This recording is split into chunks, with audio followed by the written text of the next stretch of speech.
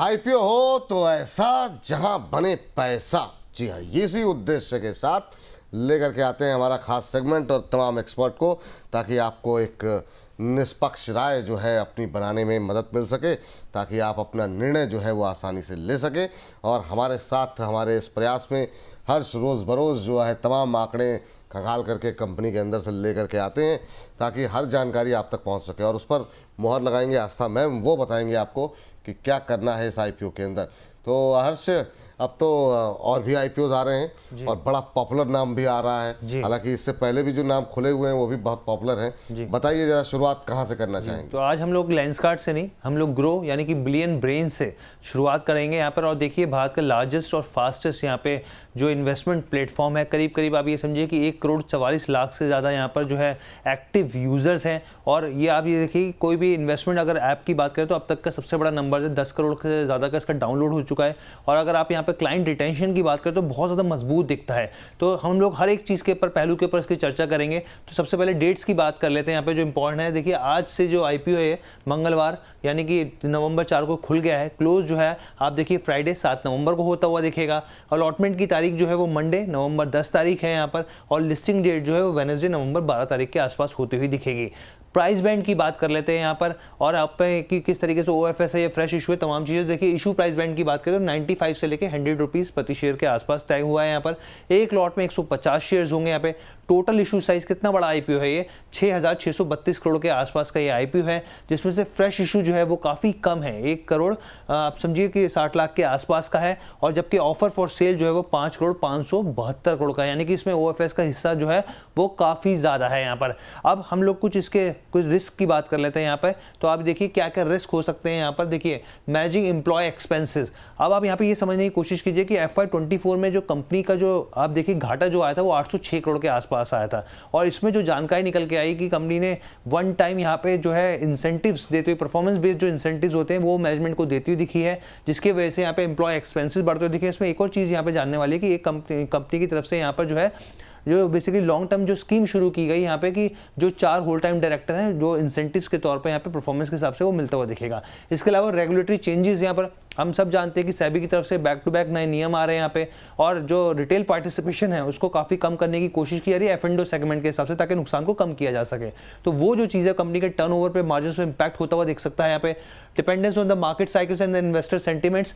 अब आप ये देखिए, जिस तरीके से बाजार में दबाव दिखता है तो इसका असर साफ तौर पे आप देखें तो निवेशकों के सेंटिमेंट्स पे पड़ता है। सिप होल्ड कर दी जाती है, बंद कर दी जाती है, तो वो असर भी जो है साफ तौर पे देखने को मिल सकता है। टेक्निकल ग्लिच हमने कई बार देखा है, ना सिर्फ इसकी बात करें, कई ऐसी कंपनियां हैं यहाँ पर इन्वेस्टर्स, जब कई बार ऐसी इस तरह की चीज़ें आती है तो ग्लिचेज आते हैं, जिसका इम्पैक्ट यहाँ पर जो है यूज़र के तौर पर देखने को मिलता है, और वो इम्पैक्ट करता है आगे के लिए। अब अगर हम लोग यहाँ पे फाइनेंशियल्स को तलाशें, यहाँ पर आगे चीज़ें देखें, यहाँ पर आगे बढ़ते हैं हम लोग यहाँ पर। तो अगर आप इसके यहाँ पे वैल्यूएशन की बात करें, क्योंकि लेंसकार्ट की वैल्यूएशन को लेकर बड़ी बातें निकल कर आई, तो इसके वैल्यूएशन को देखें तो अर्निंग पर शेयर की बात करते हैं। पहले प्री आईपीओ के हिसाब से अगर देखें तो 3 रुपये के आसपास, पोस्ट के हिसाब से देखें 2.45 के आसपास।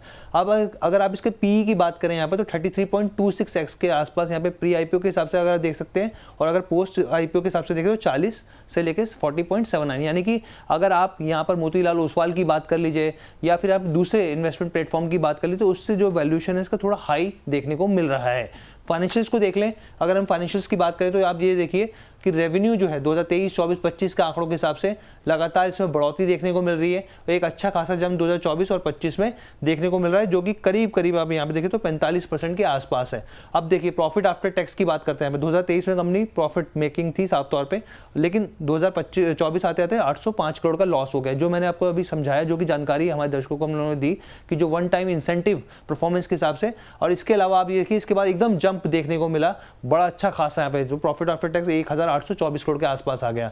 एबिटा कामकाजी मुनाफे की बात करें यहाँ पर तो आप ये देखिए 400 करोड़ 2023 में था, फिर वहाँ से देखिए लॉस में आ गई चीज़ें और करीब 781 करोड़ नेगेटिव हो गया यहाँ पे। उसके बाद एबिटा बढ़ता दिख रहा है। टोटल बोरोइंग हमारे पास 2024-25 की थी तो 24 करोड़ के आसपास 2024 में थी, और वहाँ से एकदम जंप 352 करोड़ का देखने को मिल रहा है। अब आखिरी में अगर हम लोग यहाँ पे बात करें, अगर इस आईपीओ की बात करें ग्रो की, तो 18 रुपये प्रति शेयर के हिसाब से यहाँ पे ग्रे मार्केट प्रीमियम चल रहा है 18% का, और लिस्टिंग जो है 118 के भाव पे हो सकती है। ये ग्रो की बात होगी। हाँ, काफ़ी डिटेल में बताया हर्ष ने यहाँ पर, पूरे एकदम तमाम बही खाते खोल दिए कंपनी के। आस्था मैम, जो ये जो सेक्टर है ये काफ़ी तेज़ी से ग्रो हो रहा है, काफ़ी लोग जुड़ रहे हैं आपके पास भी तमाम अलग अलग माध्यम से। कैसे देख रही हैं कि क्या जो वैल्यूएशन है उसे आप सही मान रही हैं? जो पोटेंशियल इस सेक्टर के अंदर है, कंपनी कितना उसको कैप्चर कर पाएगी, उसको लेकर के आपका व्यू क्या है? आप कैसे देख रही हैं इस आईपीओ को? जी बिल्कुल, देखिए अगर मैं ग्रो की बात करूँ तो अमंग ये टॉप 5 ब्रोकर्स में आता है। लेकिन जो इनके एक्टिव क्लाइंट्स हैं स्पेशली बहुत स्ट्रॉन्ग ग्रोथ दिखाई है जून 2022 में देखें, और अभी 1 करोड़ 26 लाख इनके एक्टिव क्लाइंट्स हैं। अगर मैं जून 2025 की बात करूँ जो कि सिर्फ 40 लाख थे जून 2022 में, तो बहुत स्ट्रॉन्ग सीएजीआर से ये ग्रो करे हैं।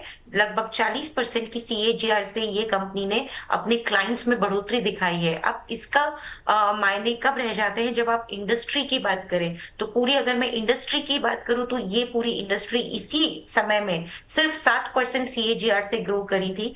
यानी कि 3 करोड़ 80 लाख एक्टिव यूजर्स से लेके 4 crore 80 lakh active users total industry के हुए हैं जून 2022 से जून 2025। तो इंडस्ट्री के मुकाबले इनकी ग्रोथ बेहद मजबूत रही है। दूसरा देखिए, टेक्नोलॉजी सेटअप बहुत स्ट्रांग है, और जब इस तरह का टेक्नोलॉजी सेटअप रहता है तो स्केल अप करने के लिए बिजनेस में बहुत ज्यादा अपॉर्चुनिटीज मिलती हैं। आगे आप नए नए प्रोडक्ट्स लॉन्च कर सकते हो क्योंकि आपका कस्टमर बेस ऑलरेडी सेटअप है। तो मुझे लगता है कि ग्रोथ अपॉर्चुनिटीज इस कंपनी के लिए काफी अच्छी रहेंगी आने वाले टाइम पे। ऑल्दो वैल्यूएशन की बिल्कुल बात करें तो वैल्यूएशन के पर्सपेक्टिव पे थोड़ा सा इन्होंने अपने पेयर्स के मुकाबले वैल्यूएशन ज्यादा लिए हैं, बट लॉन्ग टर्म के लिए एक बहुत बढ़िया स्टोरी मुझे लगती है, क्योंकि जब हम इस तरह के बिजनेस को देखते हैं तो स्केल अप की अपॉर्चुनिटीज बेहद बेहद शानदार यहाँ पे हमें देखने को मिलती है। तो सब्सक्राइब करने की राय हमारी तरफ से है। यहाँ पे लिस्टिंग गेन के लिए भी लगाइए और लॉन्ग टर्म के लिए भी लगाइए। तो दोनों तरह के जो है निवेशक जो है वो इसमें अप्लाई कर सकते हैं। अगर आपका नज़रिया लिस्टिंग गेन के लिए है तो भी अप्लाई कर सकते हैं।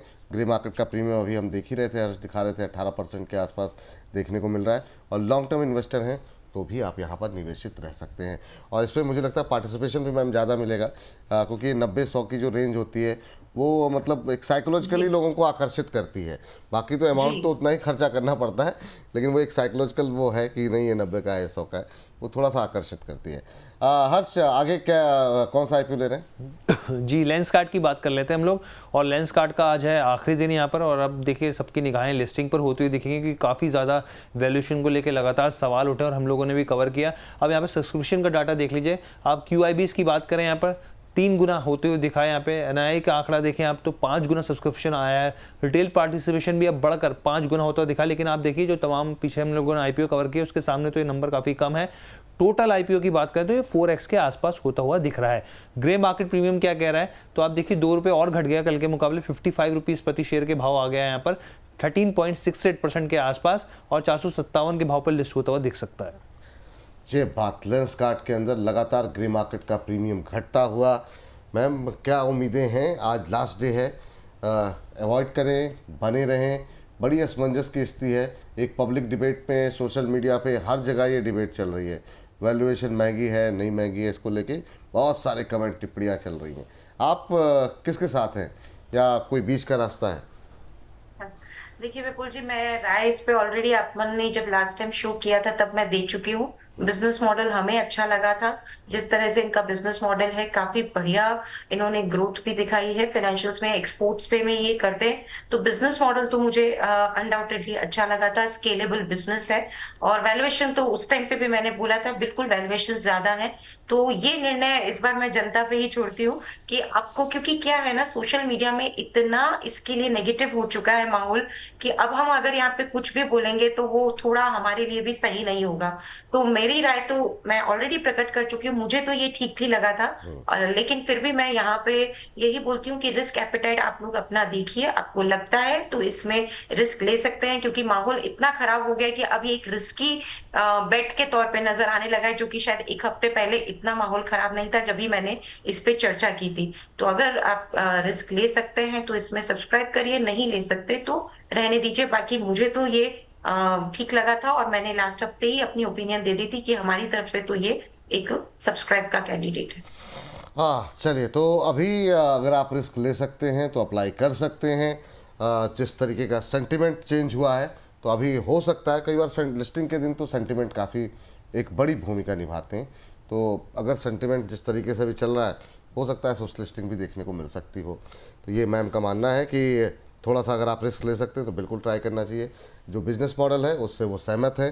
हाँ, वैल्यूएशन को लेकर के थोड़ी चिंताएं हैं, लेकिन बहुत सारे ऐसे आईपीओज रहे हैं जो कि वैल्यूएशन को लेकर सवाल उठे, लेकिन बाद में उन्होंने काफ़ी अच्छा लिस्टिंग गिन दिया। विपुल जी, मैं एक बात बोलना चाहूंगी। देखिए विपुल जी, यहाँ रिस्क मैं इसलिए नहीं बोल रही हूँ, जो मूड माहौल खराब हुआ है बिजनेस को लेके मुझे कोई तकलीफ नहीं है। जो बिजनेस मॉडल है बेहद अट्रैक्टिव है, लेकिन जो मूड माहौल खराब हुआ है, क्योंकि मैं अपनी बात पे अभी भी स्टिक करती हूँ, मैंने मेरी राय नहीं बदली है, लेकिन सिर्फ मैं यहाँ पे व्यूअर्स को यही बोलना चाहती हूँ, मूड माहौल इतना नेगेटिव हो गया है कि अगर इसमें लगता है कि लगाना है तो लगाइए, नहीं तो कोई जबरदस्ती नहीं है। बहुत सारे आईपीओज आ रहे हैं, उसमें भी लगाने के मौके मिलेंगे। तो रिस्की ये मैं उस हिसाब से नहीं बात कर रही हूँ जो हम हर आईपीओ के एनालिसिस में बात करते हैं। सिर्फ सेंटिमेंट की वजह से मैं इसे एक रिस्की वो बोल रही हूँ, और उसकी वजह से यहाँ पे मेरा यही मानना है कि सेंटिमेंट को देखते हुए आप अपना अपना यहाँ पे कॉल लीजिए, क्योंकि सेंटिमेंट खराब है। बाकी हमारी तरफ से तो आईपीओ नोट भी निकला है, और हमारी जो रेटिंग मैंने लास्ट टाइम आपके चैनल पे दी थी, मैं उस पर स्टिक कर रही हूँ। ठीक है, तो ये फिर आप अपने हिसाब से निर्णय ले लीजिए, आपको अप्लाई करना है नहीं करना है। आज आखिरी दिन है, समय कम बचा है, तो निर्णय आपके ऊपर है। सेंटिमेंट के आधार पर जो है राय थोड़ा कॉशियस हो गई है मैम, लेकिन अदरवाइज फंडामेंटल्स को लेकर के जो उनकी राय थी सब्सक्राइब करने की, वो उस पर कायम है। चलिए, तो हर्ष और कुछ है या समाप्त किया जाए सेगमेंट को? जी चलिए, तो फिलहाल के लिए आईपीओ हो तो ऐसा है, मैं इस सेगमेंट में फिलहाल के लिए इतना ही।